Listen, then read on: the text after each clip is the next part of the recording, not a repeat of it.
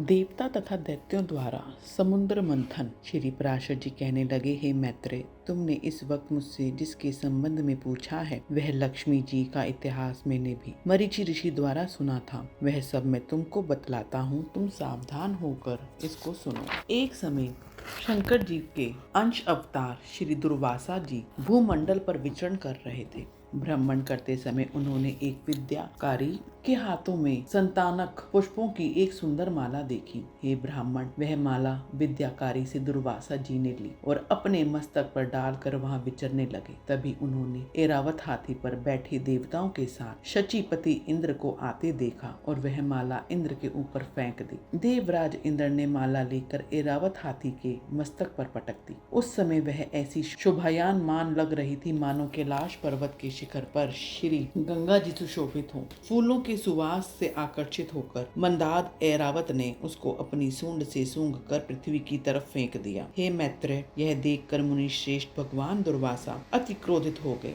और देवराज से इस प्रकार वचन कहने लगे, अरे ऐश्वर्य के मद से दूषित चित्त इंद्र, तू बहुत अहंकारी है। तूने मेरी दी हुई माला को ना तो मस्तक पर धारण किया और ना मुझको धन्यवाद किया। तूने मेरी कृपा का मूल्यांकन नहीं किया। मैं तुझे श्राप देता हूँ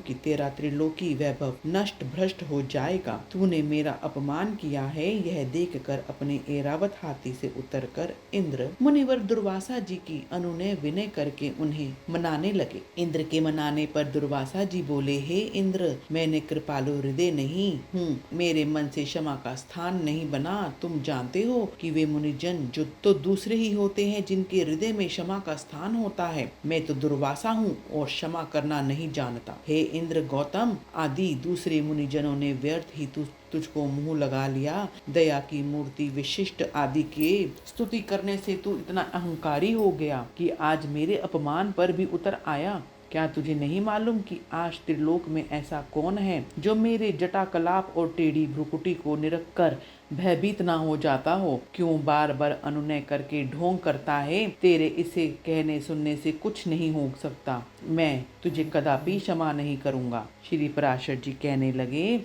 हे ब्राह्मण, इस तरह शाप देकर मुनि दुर्वासा वहां से चले गए और इंद्र भी अपने ऐरावत पर चढ़कर अपनी इंद्रपुरी को चला गया। उसी समय से इंद्र सहित तीनों लोक वृक्ष लता आदि के जीर्ण शीर्ण होने से नष्ट और शोभाहीन हो उठे। तभी से यज्ञ होने बंद हो गए। तपस्वी तप से दूर रहने लगे, अतः तप बंद हो गए। लोगों का दान आदि धर्मों से मन दूर हो गया। समस्त लोक लाभ आदि के वश में हो गया। फल स्वरूप मनुष्य सामर्थ्यहीन हो गए और तुच्छ से तुच्छ वस्तुओं के लिए भी इच्छुक रहने लगे। जहाँ सत्य हुआ करता है वहीं लक्ष्मी निवास करती है और सत्य नारायण पत्नी लक्ष्मी जी का ही साथी है। भला श्री हीनों से सत्व कहाँ रहता है तथा सत्व के बिना गुण किस प्रकार ठहर सकेगा? गुणों के बिना मनुष्य में शक्ति, शौर्य आदि सभी तत्वों की कमी रहती है तथा अशक्त एवं निर्बल मनुष्य सभी से अपमानित होता रहता है। प्रतिष्ठित पुरुष का जहाँ अपमान हुआ वहीं उसकी बुद्धि विकृत हो जाती है। इस तरह त्रिलोकी के सत्व रहित और श्रीहीन हो जाने के पश्चात दैत्यों एवं दानवों ने देवताओं पर चढ़ाई कर डाली। वैभव और सत्व से रिक्त होने पर भी दैत्यों ने लोभ के वश में होकर श्रीहीन एवं निस्त्व सुरों से घोर युद्ध किया। अंत में देवता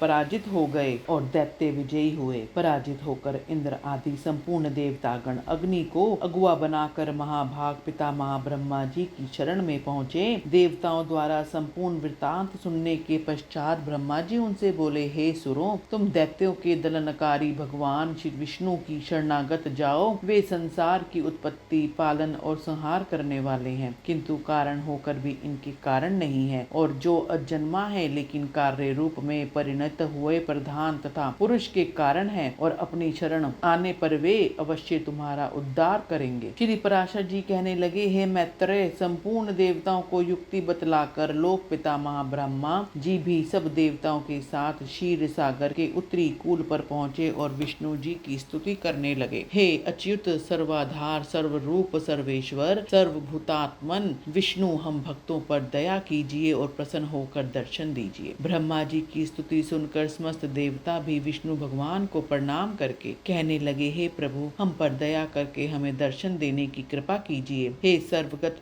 अच्युत जगतधाम, जिसको ये ब्रह्मा जी भी नहीं जानते, आपके उस परम पद को हम नमस्कार करते हैं। हे मैत्रेय, स्तुति पूर्ण होने पर शंख चक्रधारी भगवान ने उसको प्रकट होकर दर्शन दिया। श्री विष्णु भगवान देवताओं से बोले, हे देवताओं, मैं तुम्हारे तेज को पुनः विकसित करूंगा, अतः इस समय मैं तुमसे जो कुछ कहूँ ध्यान देकर सुनो। तुम दैत्यों से मिलकर सब औषधियों को लाकर अमृत निकालने के लिए क्षीर सागर में डाल दो। मंदराचल पर्वत को मथानी बनाओ और वासुकी नाग को नेति बनाकर उसको दैत्यों तथा दानवों की सहायता द्वारा अमृत निकाल लो। तुम लोग सब साम नीति का सहारा लेकर दैत्यों से बोलो कि अगर इस काम में वे तुम्हारी सहायता करेंगे तो समान भाग पाएंगे। समुद्र के मथने से उसमें जो अमृत निकलेगा उसको पीने से तुम शक्तिमान और अमर हो जाओगे। हे सुरो, मैं तुम्हारे लिए ऐसा उपाय करूंगा जिससे तुम्हारे विपक्षी दैत्य अमृत की बूंद भी ना पी पा सके और उनके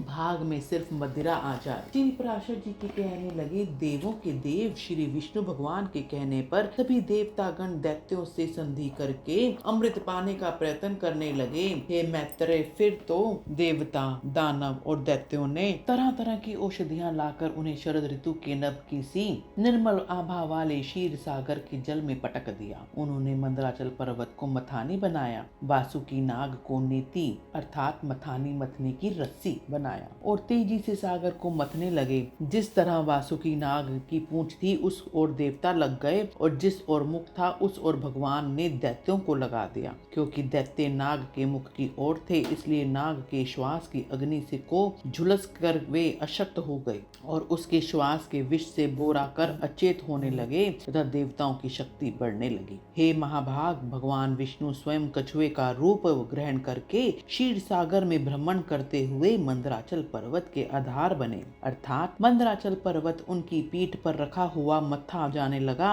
और वे भगवान ही अपने दूसरे रूप से दैत्यों से मिलकर नाग को खींचने लगे। तथा हे मैत्रेय, उसने अपने उस अन्य विशाल रूप से जो न देवताओं को दिखता था और न दैत्यों को, उससे उन्होंने पर्वत को ऊपर की ओर से दबा लिया था। भगवान विष्णु अपने तेजस्व से वासुकी नागराज में शक्ति का संचार कर रहे थे और अपने दूसरे तेज द्वारा देवताओं के बल की वृद्धि कर रहे थे।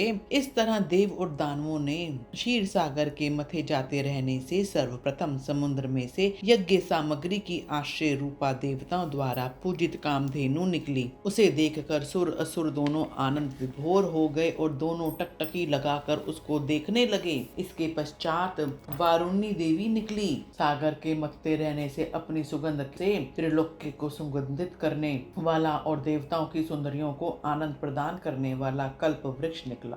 यह कल्प वृक्ष ऐसा था कि जो नीचे जाकर जो इच्छा करता उसकी इच्छा तुरंत पूरी हो जाती। मंथन चलता रहा और अब की बार सागर में से रूप और उदारता से युक्त अति अनोखी अप्सराएं उत्पन्न हुई। समुद्र मंथन चलता रहा और क्षीर सागर में से चंद्रमा निकला जिसे महादेव जी ने ग्रहण कर लिया। इसके पश्चात क्षीर सागर से विष निकला जिसे नागों ने पी लिया। तत्पश्चात वस्त्रों को धारण करने वाले भगवान धनवंतरी अपने हाथ में अमृत से भरा हुआ कमंडल थामे हुए सागर में से निकले। उन्हें देखकर देवताओं और दैत्यों के हर्ष का पारावार न रहा। समुद्र मंथन चलता रहा और इसके बाद एक खिले हुए कमल पर विराजित श्री लक्ष्मी देवी अपने हाथों में कमल ग्रहण किए हुए प्रकट हुई। उसे निरख कर महर्षि गण प्रसन्न होकर श्री सूक्त द्वारा उनकी स्तुति में लग गए और विश्वावसु आदि गंधर्व उनके सामने गायन करने लगे। भ्रताजी आदि अपनाए नाच ही अपने पावन जल से लक्ष्मी जी को स्नान कराने के प्रयोजन से स्वयं गंगा आदि पुनीत सरिताएं उपस्थित हो गई। दिग्गजों ने सोने के कलशों के निर्मल पावन जल से उनका स्नान कराया। क्षीर सागर ने अपना स्वरूप रखकर उसके खिले हुए कमल के फूलों की माला भेंट की और विश्वकर्मा ने उनके अंग अंग अनेक प्रकार के आभूषण से अलंकृत कर डाले। इस तरह सुंदर माला तथा वस्त्र पहनकर पवन पावन जल से नहाकर सुंदर अलंकार से अलंकृत होकर श्री कमला जी समस्त देवताओं के देखते ही श्री विष्णु भगवान के वक्षस्थल से आसीन हो गई, जिन्हें देखकर देवताओं के मन में बड़ा आनंद हुआ। यह देखकर दैत्यगण बिगड़ गए और उन्होंने अवसर देखकर श्री धन्वंतरी जी के कर कमलों से अमृत से भरा कमंडल छीन लिया और पीने की तैयारी करने लगे। यह देखकर देवताओं में खलबली मच गई। उन्होंने विष्णु भगवान की ओर निहारा। वे मोहिनी रूप धारण करके दानवों के समक्ष आए और उनको मोहित करके अमृत भरा कमंडल उनसे ले लिया और देवताओं को प्रदान कर दिया। अमृत भरा कलश पाकर देवताओं ने अमृत को आपस में वितरित कर लिया। यह निरख कर दैत्य खड़ग लेकर देवताओं पर प्रहार करने लगे, लेकिन अमृत पीकर देवता अमर और शक्तिशाली बन चुके थे, अतः दैत्यों की उनके आगे एक न चली। अंत में दैत्यों की सेना वहां से भाग गई। फिर तो देवता आनंद पूर्वक विष्णु भगवान को नमस्कार करके पहले के समान ही स्वर्ग में राज्य करने लगे। हे महाभाग, तभी से प्रखर तेजवान सूर्य भगवान अपने मार्ग द्वारा दूसरे तारागण भी अपने मार्ग से विचरने लगे। अग्नि देवता बहुत प्रज्वलित हो गए तथा उसी समय से संपूर्ण प्राणियों की धर्म में आस्था हो गई। हे मुनि श्रेष्ठ, त्रिलोकी जी श्री संपन्न बन गई और सुरों में श्रेष्ठ इंद्र देवता भी पुनः राज बन गए। स्वर्ग लोक में अपने राज सिंहासन पर विराजित होकर कर में कमल ग्रहण करने वाली कमला जी की स्तुति करने लगे। श्री पराशर जी कहने लगे, हे मैत्रेय, जिस तरह आदि काल में श्री इंद्र स्तुति किए जाने से श्री कमला जी उनसे इस तरह कहने लगी, हे देवेश्वर, मैं तुम्हारे इस स्तोत्र से बहुत प्रसन्न हुई। जो चाहो मुझसे वर मांग लो, मैं वर देने की इच्छा से यहाँ आई हूँ। देवेंद्र इंद्र कहने लगे, हे देवी, अगर मैं वर पाने योग्य हूँ और यदि आप भी वर देने की इच्छा रखती हैं, तो मुझे प्रथम वर तो यह दीजिए कि आप इस त्रिलोक को कभी नहीं छोड़ेंगे। दूसरा वर यह दे कि जो कोई आपके इस स्तोत्र द्वारा स्तुति करे उनका आप कभी त्याग ना करेंगे। श्री लक्ष्मी जी बोली, हे इंद्र, मैं अब से इस त्रिलोकी को कभी नहीं त्यागूंगी। मेरे स्तोत्र से प्रसन्न हो, नहीं त्यागूंगी। तेरे स्तोत्र से प्रसन्न हो, मैं तुझको यह वर प्रदान करती हूँ और जो कोई आदमी प्राप्त है इस स्तोत्र के द्वारा मेरी स्तुति करेगा उसको मैं कभी नहीं छोड़ूंगी। बोलो ओम विष्णु प्रियाय नमः।